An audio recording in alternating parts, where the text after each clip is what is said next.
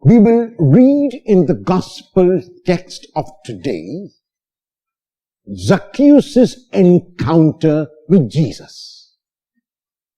And by the end of this text, we realize that Zacchaeus has been transformed.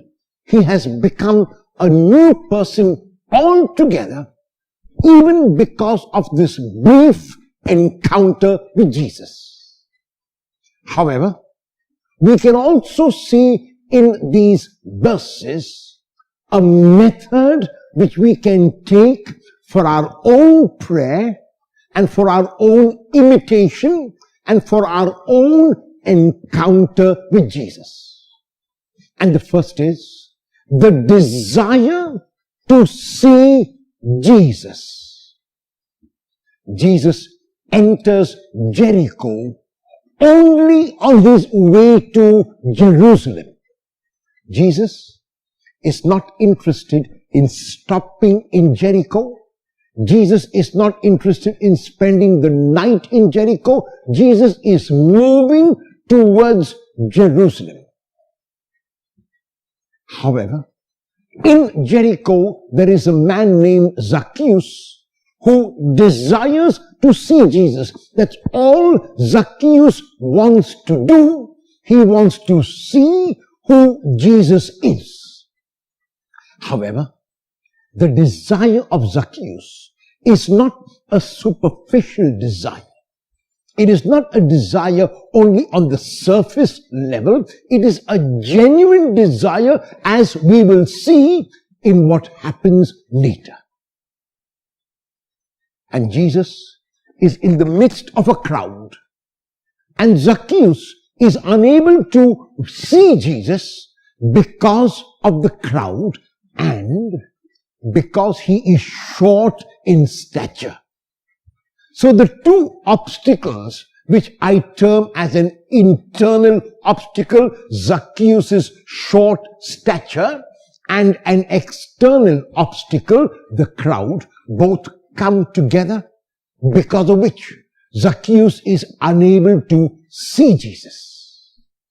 If Zacchaeus was short, but there was no crowd, he could see Jesus. If Zacchaeus was tall, even if there was a crowd, he could see Jesus.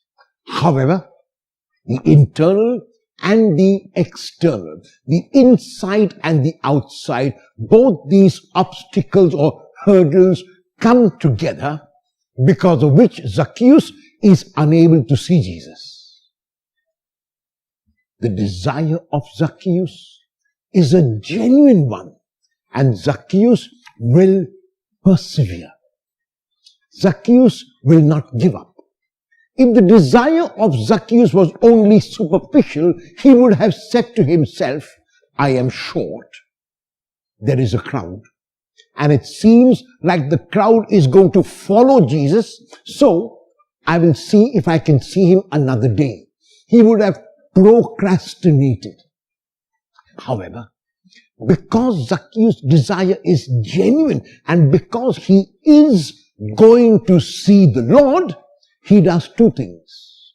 And in those two things, he overcomes both the obstacles. That is, he runs so that he can reach the place before Jesus comes there. He runs ahead, knowing that Jesus is going to come by that way. And even as he runs, he doesn't run and stand there. He uses also his mind. That is, he climbs a sycamore tree. In that action of running and climbing a tree, Zacchaeus has overcome both obstacles. Zacchaeus first has been at the place before Jesus as if to welcome him. Zacchaeus has become tall because he has climbed the tree, and now the crowd will not be an obstacle, will not be an hindrance, because Zacchaeus can see Jesus. He has raised himself. And even as Zacchaeus is there ahead of Jesus, he does something which is very, very crucial in any encounter with Jesus, That is, he waits. Waiting is an art. Waiting is a science. Today, we are living in an instant world where we want everything at the drop of a hat. We are living in a world where we are moving from one thing to the next and the next and the next without any thought about what we are really doing. As the blind poet Milton says so beautifully in his poem on blindness, they also serve who only stand and wait. They also serve who only stand and wait. And so Zacchaeus waits. He knows that the Lord will come. It is not Zacchaeus who decides when the Lord will come. The Lord will decide when he will come, but Zacchaeus knows that the Lord will come, and that is why he waits, and waits actively.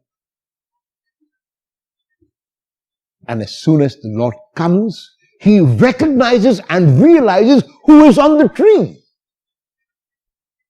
The Lord knows all that there is to know, and the moment the Lord sees him, the Lord invites himself to Zacchaeus' house. Come down, Zacchaeus. I must stay in your home today. Today. Because for Zacchaeus, there was only today. There was no tomorrow. There was no procrastination. And so the Lord has seen this genuine desire. The Lord has recognized this genuine desire and invites himself to the house of Zacchaeus. Zacchaeus, come down. I must stay in your house today. And Zacchaeus listens before speaking. He's not anxious to tell the Lord something. He's not anxious to invite the Lord. He's not anxious to share with the Lord. He is anxious to hear what the Lord is saying to him. And even as Zacchaeus hears the Lord, he hears the Lord both with the ears of his head, but also and more importantly with the ears of his heart. If Zacchaeus had only heard the Lord with the ears of his head, he would have come down and said, Lord, you are welcome to my house.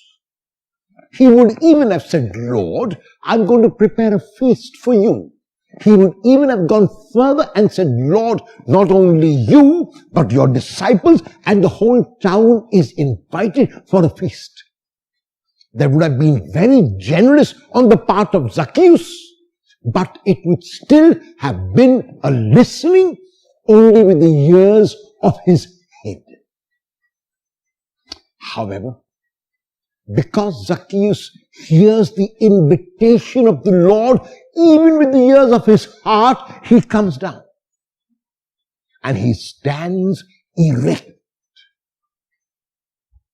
Because he was a short man, he has to stand possibly on his toes so he can look taller and be taller and feel taller. And he says to the Lord, Lord, if I have defrauded anyone, I will pay them back 4 times.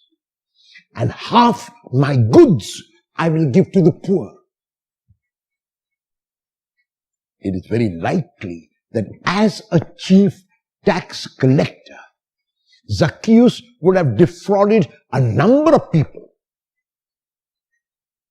And so therefore, if we make a calculation that he is going to give half his goods to the poor and of the other half going to repay people 4 times if he has defrauded them, we ask ourselves, then how much would remain with Zacchaeus? And the answer is, everything would remain. Everything would remain because Zacchaeus has given up everything to acquire, to get, to recognize, to meet the Lord. And because Zacchaeus has the Lord, he has everything. And so the first step in this encounter with the Lord is whether I ask myself about my own desire. Is my desire to meet and encounter and see the Lord a genuine desire, or is it a superficial desire? If it is superficial, I will give up, I will procrastinate, I will not persevere. But if it is genuine, like Zacchaeus, no matter what my impediments are, no matter what my obstacles are, I will overcome them. I will overcome them by using my mind and my heart, by using every fiber of my being. And then I will wait. I really do not know when the Lord will come, because the Lord comes in His own time.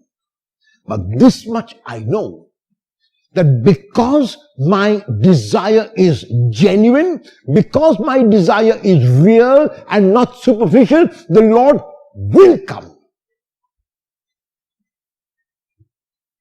And when the Lord comes, I might be anxious to speak and tell the Lord about the challenges I face, about the joys in my life, about the sorrows and the crosses and so on. And the Lord will speak first if I let Him. Zacchaeus let the Lord speak first, and the Lord spoke. And the Lord will invite Himself to your home. And because you will listen to the Lord, not only with the ears of your head, but also with the ears of your heart, because you will see the Lord not only with the eyes of your head, but also with the eyes of your heart, the response that you give to the Lord will surprise even you. If Zacchaeus was told before he met the Lord that he would make restitution fourfold and give half of his goods to the poor, he would never have believed it himself. It is only after his meeting with the Lord, after his encounter with the Lord, and what it meant to him, that he was transformed. I too, if I allow myself, can be transformed by the Lord. I can become like Zacchaeus, a new person. Am I willing to let the Lord transform me today?